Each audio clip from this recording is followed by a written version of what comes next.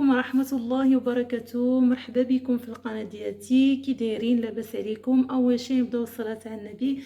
اللهم صل على محمد وعلى اله وصحبه وسلم تسليما. اليوم ان شاء الله غادي نوجد معكم وجبة عشاء او غداء صحية، كتكون من الدجاج وكتكون صحيه بدون قلي، في فقط الفران، كتجي صحيه بالدجاج والفلفله. ما عليكم الا تبعوا بدون لحم، ما عليكم الا تبعوا معايا ان شاء الله الطريقه والمراحل باش تدق معكم وبالصحه والراحه. ما تنساوش تشاركوا في القناه ديالتي وتفعلوا الجرس باش يجيكم كاع جديد. ما تنساوش تعاليق وجيم وبارطاج هكا باش تحفزوني ان شاء الله باش نعطيكم كل جديد. وكنشكر كاع المشتركين اللي مشتركين معايا، كما كنرحب بالمشتركين الجدد وبصحة وراحة.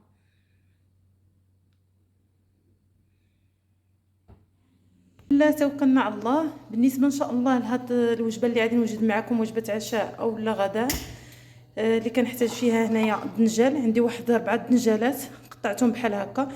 حاولوا تقطعوهم ما غلاظ ما رقاق، الا رققتوهم راه غادي يتحرقوا، حيت غادي نديروهم غير في الفران. كيجي هاد الوجبه صحيه. 4 دنجالات كبار كما كتشوفوا. عندي واحد 4 الفلفل غسلتهم مزيان. عندي القزبر والمعدنوس معلقه كبيره هكا عامره. عندي هنايا 4 البصلات مشلضين بحال هكا متوسطين الحجم. عندي 4 المطيشات حتى هما متوسطين الحجم قطعتهم بحال هكا. التوابل اللي كنحتاج: نص معلقه صغيره عامره ديال الخرقوم، نص معلقه ديال التحميره، نص معلقه ديال القزبر يابس، ربع معلقه هكا يعني هذا الكمون بلدي، ولكن كيكون شويه داك البلدي كيكون حار باش ما كثرتش، ماشي نص معلقه، شويه ناقص على نص معلقه. شويه ديال الابزار. كانت عندكم الحرور يعني الحرور السودانيه من الاحسن ديروها كتجي زوينه. عندي هنايا الملح الثوم مخلطه، يعني الا ما كانش عندكم الثومه غادي ديروا واحد 2 فصول ديال الثومه كبار وحكوهم وضيفوا الملحه هكا، الملحه نص معلقه ديال الملحه. انا كنفضل كندير هاد الملحه ديال الثوم، مع راكم عارفين دروك الصيف الثومه كتكون كتضيع لنا، من الاحسن كنطحنوها ونخلطوها مع الملحه. شي مره ان شاء الله غادي نوري لكم الطريقه. كتكون الملحه كتكون الثومه غالبه على الملحه، وكنخليهم هكا كنديرها في القراعي، كتبقى زوينه صراحه وكتجي بنينه لا مع اللحم لا مع هكا السلطات اللي كتكون مع الثومه كتجي هائله الصراحه. بسم الله غادي نتوكلوا على الله ونبداو الطريقه. خذ واحد المقلاة بحال هكا، غادي نشعل النار متوسطه.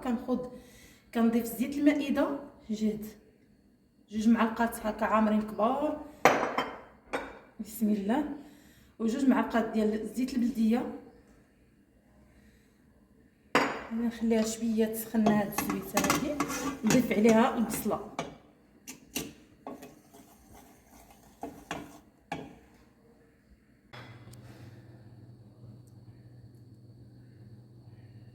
كنخوض واحد الطاوه بحال هكا.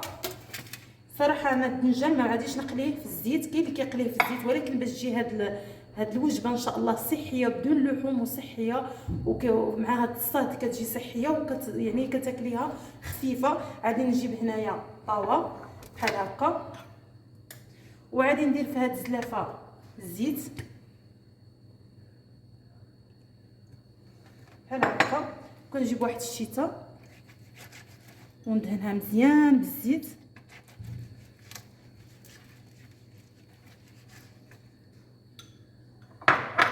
ونخوض هذا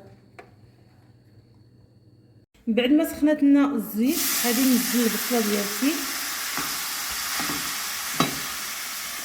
ونخليوها حتى تذبل. عاد غادي نضيف عليها مطيشه والتوابل ان شاء الله. بعد ما دهنت هكا اللاطه بالزويته، غادي نضيف هنايا واحد شويه الملحه. علاش غادي نضيف الملحه؟ حيت هاد الدنجال ما فيهش الملحه. بغيتو تاخذوا واحد الاناء فيه الماء وديروا فيه شويه الملحه وخليوه حتى هاد الدنجال يشرب لنا الملحه باش يجي مملح، ماشي يجي عاود مسوس. انا ما درتش هاد الطريقه، درت شويه الملحه في هاد الزويته. وغادي نبقى ندهن هاد الدنجال كما قلت لكم، ما يكونش رقيق ما يكونش غليظ. الا كان رقيق عاود عادي يتحرق وما يكونش عاود غليظ. بحال هكا كما كتشوفوا.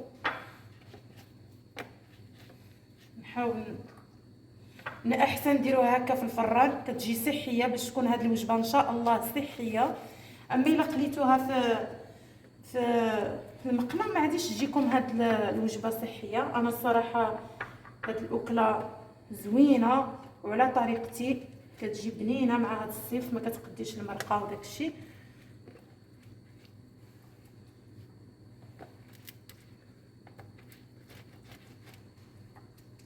كنحاول ندهنها مزيان، ونفس الشيء حتى الفلفله ما عاديش نقليها في الزيت، بغيتو انكم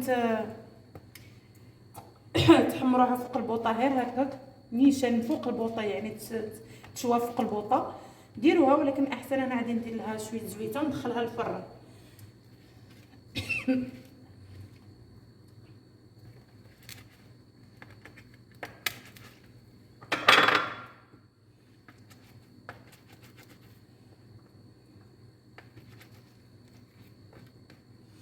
عادي هاد الطاوه ندخلها ومن بعد نكمل هاد الكميه اللي بقات ليا مع الفلفله ان شاء الله.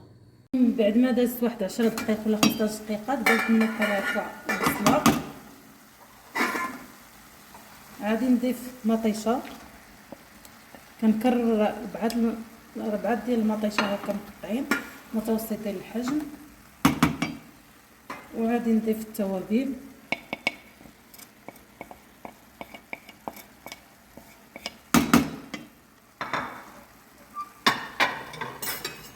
هنايا القزبور ومعدنوس،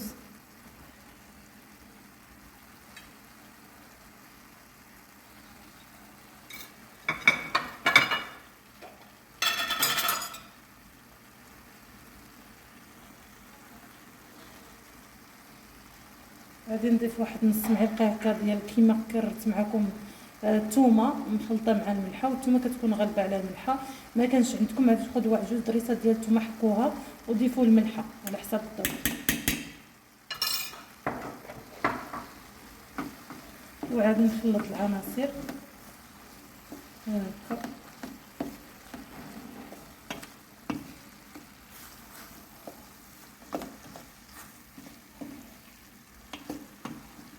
غادي نضيف لها واحد، نخليها بعدا حتى تنزل، ونضيف لها واحد نص كاس هكا شويه ديال الماء.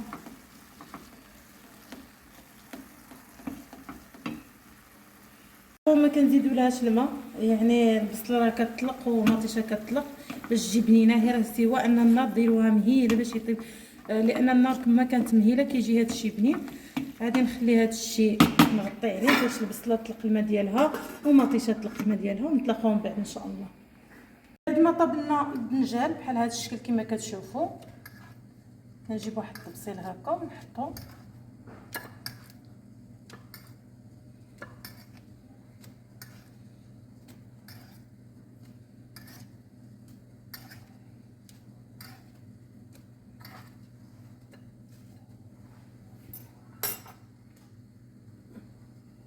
غادي نكملوا داك الدنجال اللي بقى لنا.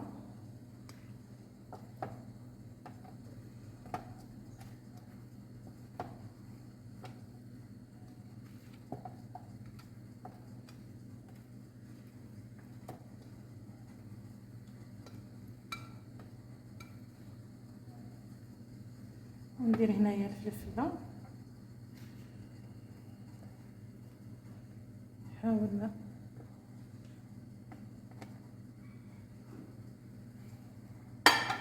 وعادي ندهنهم مزيان بالزيت هكا مخلطه مع الملح. كنكرر،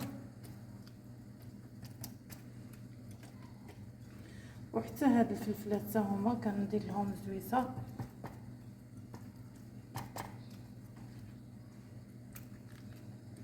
صافي، وعادي ندخلهم الفرن. الفران كندخلهم في لتحت، لا عفوا الفوق، يتحمروا واحد شويه لتحت ونزلهم من فوق.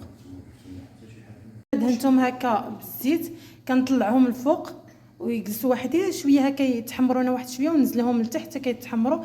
ما كياخذوش الوقت بزاف كما كتشوفوا، غير بحال هذا اللون الذهبي وصافي كنزلوهم. بصله مع مطيشه ما ضفتلهاش كاع الماء نهائيا، طلقات الماء ديالها، كنت كنغطيها باش تطلق الماء ديالها. ها هي تعسلات شويه، نطفي عليها ان شاء الله.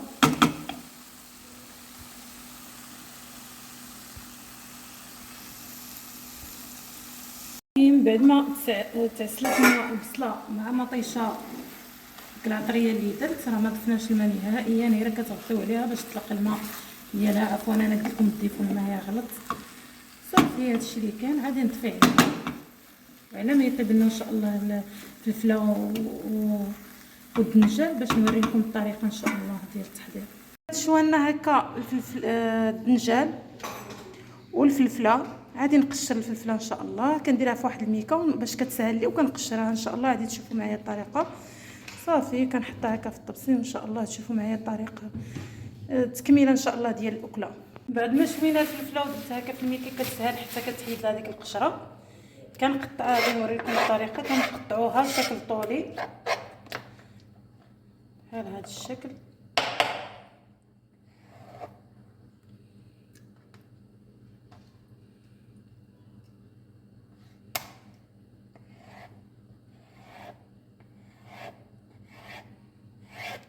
هكا شكل طولي.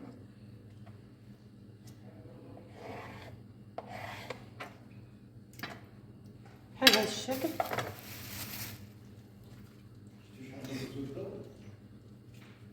كما شفتوا بعد ما طابلنا الدنجال والفلفله طابت لنا وقطعتها هكا طوال طرونش بحال هكا طوال، غادي نضيف لها باش نخليوها نسموها. كنضيف لها واحد شويه ديال الكمون، شويه ديال الملح. صافي هنايا هاد الطاوه راه فيها الزيت بلا ما غادي نديرها. كنجيب حدين كيكونوا شويه مازال ما طايبين، غادي نديرهم لتحت بحال هذا الشكل.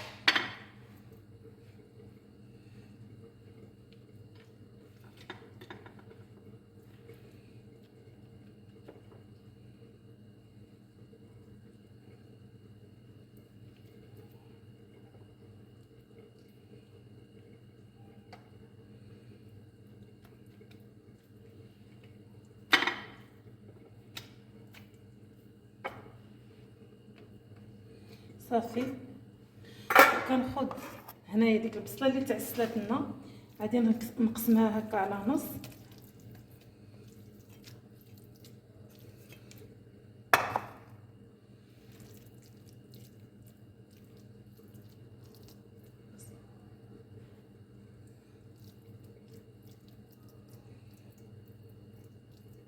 كنحاول نسرح بحال هكا.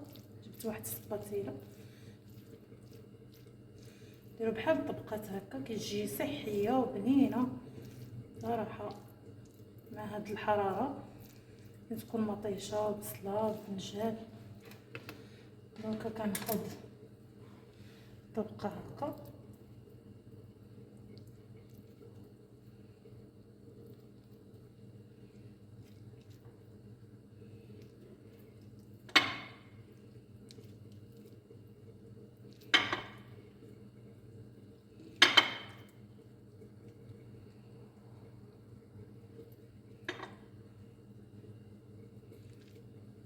نزل عاوتاني الطبقه الاخرى.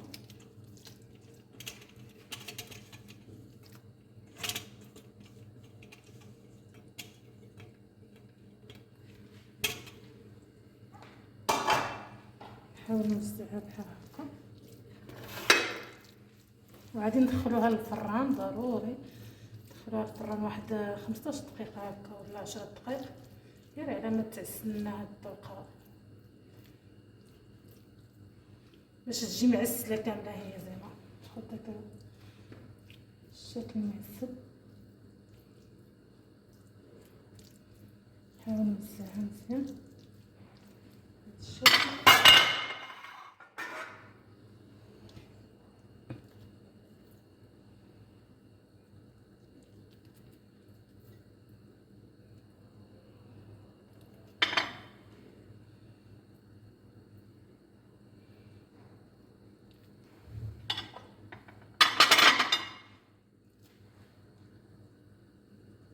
بعد ما درنا جوج طبقات، عفوا ما هاي نسيت ضفت الدنجال هذاك اللي بقى ليا، يعني درتو غير هنايا شط لي هذا بحيطه صافي معليش.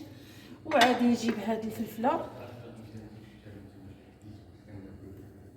درنا الطبقه الاولى الدنجال فرشتها، وعاود درت البصله، ديك البصله اللي معسله مع مطيشه ولا اخر قسمتها على نص، درنا واحد الطبقه الاولى، من بعد عاود فرشت بالدنجال ودرت الطبقه الثانيه بالمطيشه والبصله. وعادي نديرو الفلفله اللي ضفت عليها الكمون وشويه الملحه نسمناها، كنزوقوها بهاد الشرائح ديال الفلفله، وعادي ندخلها للفرن تقريبا واحد 15 دقيقه غير باش تعسل لنا هاد الفلفله، وهاد تاخذ واحد التعسيله هكا وصافي. ما راه كلش طايب.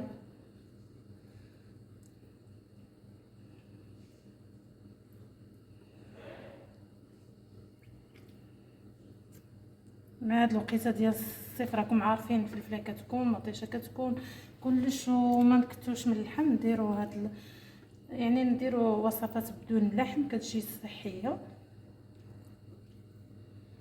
نديروها اما في الغداء اما في العشاء كتجي هائله.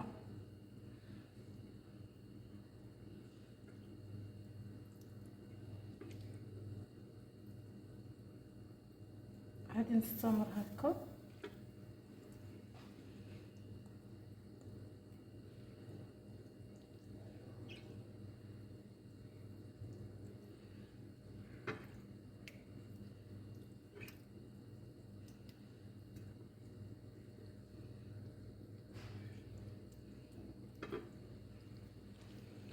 صافي عاد ندخلها الفرن ونطلقها من بعد ان شاء الله. غادي نشعل عليها الفران، ولكن الفران هي لتحت اللي غادي ندخلها لتحت، هي تجي مجمره هكا باش تجي بنينه. 15 دقيقه ونطلقوا من بعد ان شاء الله. بعد ما خرجته من الفران خليته واحد 20 دقيقه بحال هكا كما كتشوفوا كيجي معسل. كتعسل لنا ديك البصله وديك الدنجال والفلفله، وبالصحه والراحه. من بعد ما خرجتها من الفران كما كتشوفوا تعسل لي داك الدنجال وديك البصله والفلفله كما كتشوفوا، وبالصحه والراحه. نتمنى ان شاء الله تجربوها وتعجبكم بالصحه والراحه.